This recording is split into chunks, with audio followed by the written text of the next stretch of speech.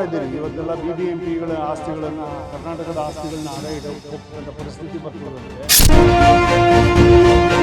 ಆಡಳಿತದಲ್ಲಿ ಅಧಿಕಾರಿಗಳು ಕರೆಕ್ಟಾಗಿ ಇರಲಿಲ್ಲ ಅಂದರೆ ಆತ್ಮಹತ್ಯೆನೂ ಮಾಡ್ಕೊಳ್ತಾರೆ ಮತ್ತು ಇರೋ ಜಾಗ ನ್ಯಾಯ ಒದಗಿಸ್ಬಿಡೋದು. ರಾಜ್ಯ ಸರ್ಕಾರದ ಸಾಕಷ್ಟು ಅವ್ಯವಹಾರಗಳು ಹೊರಗೆ ಬರ್ತಾ ಇದ್ದಾವೆ. ಅದರಲ್ಲೂ ಕೂಡ ಮೂಢ ಪ್ರಕರಣ ಸಾಕಷ್ಟು ಸದ್ದು ಮಾಡ್ತಾ ಇರುವಂಥದ್ದು. ಗ್ಯಾರಂಟಿ ಯೋಜನೆಗಳ ಬಗ್ಗೆ ಮಾತನಾಡುತ್ತೆ ಮಾಜಿ ಶಾಸಕರಾದ ಮಂಗರಪ್ಪ ಸರ್ ಇದ್ದಾರೆ. ಸರ್, ಇವತ್ತು ರಾಜ್ಯದಲ್ಲಿ ಸಾಕಷ್ಟು ಅವ್ಯವಹಾರಗಳು ಹೊರಗೆ ಬರ್ತಾ ಇದ್ದಾವೆ. CM ಸಿದ್ದರಾಮಯ್ಯ ಹೆಂಡತಿಯವರು ನಿವೇಶನದ ಒಂದು ಅವ್ಯವಹಾರ ಆಗಿರುವಂಥದ್ದು, ಹಗರಣ ಆಗಿರುವಂಥದ್ದು, ಅದರ ಬಗ್ಗೆ CM ಅವರು ಸಮರ್ಥನೆ ಮಾಡ್ಕೊತಿದ್ದಾರೆ. ಎಷ್ಟು ಮಟ್ಟಿಗೆ ಸರಿ?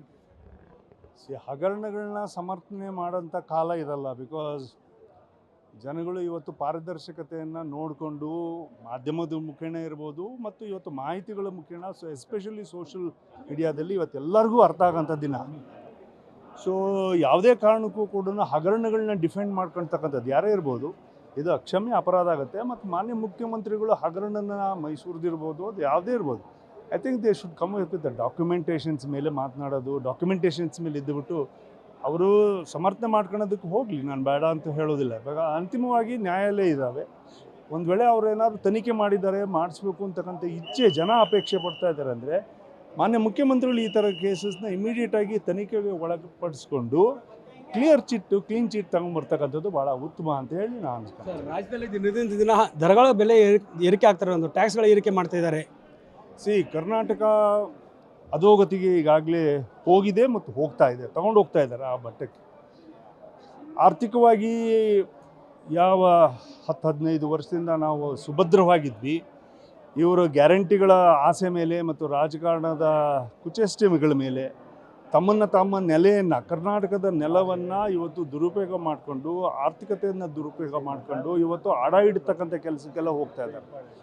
ನೀವೇ ನೋಡ್ತಾ ಇದ್ದೀರಿ, ಇವತ್ತೆಲ್ಲ BBMPಗಳ ಆಸ್ತಿಗಳನ್ನು, ಕರ್ನಾಟಕದ ಆಸ್ತಿಗಳನ್ನ ಅಡ ಇಡೋಕ್ಕೆ ಹೋಗ್ತಕ್ಕಂಥ ಪರಿಸ್ಥಿತಿ ಬರ್ತದಂದರೆ ಬೇರೆ ರಾಜ್ಯಗಳು ಯಾವ್ದು ಅಡ ಇಟ್ಟಿದ್ದಾವೆ ಆ ಲೈನಿಗೆ ನಾವು ಇರಬಾರ್ದು. ನಾವೆಲ್ಲರೂ ಕೂಡ ಅಭಿವೃದ್ಧಿ ಹೊಂದಿರತಕ್ಕಂಥ ರಾಜ್ಯಗಳಲ್ಲಿ ನಾವು ಅಗ್ರಮಾನ್ಯ ಸ್ಥಾನಕ್ಕೆ ಬಂದಿರತಕ್ಕಂಥ ಒಂದು ಸಂದರ್ಭ ಇದು. ಹಾಗಾಗಿ ಯಾವುದೇ ಕಾರಣಕ್ಕೂ ಕೂಡ ಇದಕ್ಕೆ ಅವಕಾಶ ಮಾನ್ಯ ಮುಖ್ಯಮಂತ್ರಿಗಳು ಕೊಡಬಾರ್ದು. ತತ್ಕ್ಷಣ ಇದನ್ನು ಸರಿಯಾದಂಥ ಹಾದಿಗೆ ತರಬೇಕು. ಯಾವುದೇ ಸುಮ್ಮನೆ ಜನಪ್ರಿಯ ಯೋಜನೆಗಳು ಅಂತ ಹೇಳಿ ರಾಜ್ಯದ ಪಕ್ಷವನ್ನು ಲೂಟಿ ಮಾಡ್ತಕ್ಕಂಥ ಕೆಲಸ ಮಾಡಬಾರ್ದು. ಸರ್, ಇವತ್ತು ಸ್ವಪಕ್ಷೀಯ ನಾಯಕರು ಹೇಳ್ತಿದ್ದಾರೆ ಗ್ಯಾರಂಟಿಗಳನ್ನು ನಿಲ್ಲಿಸಬೇಕು ಅಂತ. ಅವರೇ ಹೇಳ್ತಾ ಇದ್ದಾರೆ ಅಂದಮೇಲೆ ಇನ್ನು ನಾವು ಅದನ್ನು ವಿರೋಧ ಮಾಡೋದಾಗಲಿ ಅಥವಾ ಇದು ಮಾಡೋದ್ರ ಅರ್ಥನೇ ಇಲ್ಲ. ಐ ಥಿಂಕ್ ಮಾನ್ಯ ಮುಖ್ಯಮಂತ್ರಿಗಳು ಭಾಳ ಬುದ್ಧಿವಂತರಿದ್ದಾರೆ ಮತ್ತು ಆಡಳಿತದಲ್ಲಿ ನಿಪುಣರಿದ್ದಾರೆ. ಅವರು ಉತ್ತಮವಾಗಿರ್ತಕ್ಕಂಥ ಕೆಲಸ ಮಾಡೋದ್ರಲ್ಲಿ ಮುನ್ನುಡ್ಬೇಕಾಗತ್ತೆ. ಈ ಥರ ಮಾಡಿಬಿಟ್ಟು ಮುಳುಗೋಗೋದ್ರಲ್ಲಿ ಅರ್ಥ ಇಲ್ಲ. ಅಧಿಕಾರಿಗಳು ಆತ್ಮಹತ್ಯೆ ಮಾಡ್ಕೊತಿದ್ದಾರೆ ಮತ್ತು CM DCM ಕಿತ್ತಾಟದಿಂದ ಅಭಿವೃದ್ಧಿ ಆಗ್ತಾ ಇಲ್ಲ. ಅಲ್ಲ, ಅಧಿಕಾರಿಗಳು ಈಗಾಗಲೇ ಅವರು ಕಂಗೆಟ್ಟು ಹೋಗಿದ್ದಾರೆ. ಬಿಕಾಸ್ ಆಡಳಿತ ಇಲ್ಲಲ್ಲ, ಯಾವುದೇ ಹಂತದಲ್ಲೂ ಇಲ್ಲ. ಹಾಗಾಗಿ ಆಡಳಿತದಲ್ಲೇ ಅಧಿಕಾರಿಗಳು ಕರೆಕ್ಟಾಗಿ ಇರಲಿಲ್ಲ ಅಂದರೆ ಆತ್ಮಹತ್ಯೆನೂ ಮಾಡ್ಕೊಳ್ತಾರೆ ಮತ್ತು ಆ ಇರೋ ಜಾಗದಲ್ಲಿ ನ್ಯಾಯ ಒದಗಿಸ್ಕೊಡೋಕ್ಕೂ ಕೂಡ ಆಗೋದು. CM DCM ಕಿತ್ತಾಟ ಇದರಿಂದ ಅಭಿವೃದ್ಧಿ ಆಗ್ತಾಯಿಲ್ಲ ಅಂತ ಅನಿಸ್ತದೆ. ನ್ಯಾಚುರಲಿ ಪೊಲಿಟಿಕಲ್ ಸ್ಟೆಬಿಲಿಟಿ ಇಲ್ಲ ಅಂದರೆ ನಿಮಗೆ ಅಡ್ಮಿನಿಸ್ಟ್ರೇಟಿವ್ ಸ್ಟೆಬಿಲಿಟಿ ಬರೋದಿಲ್ಲ. Political stability is very important. Thanks.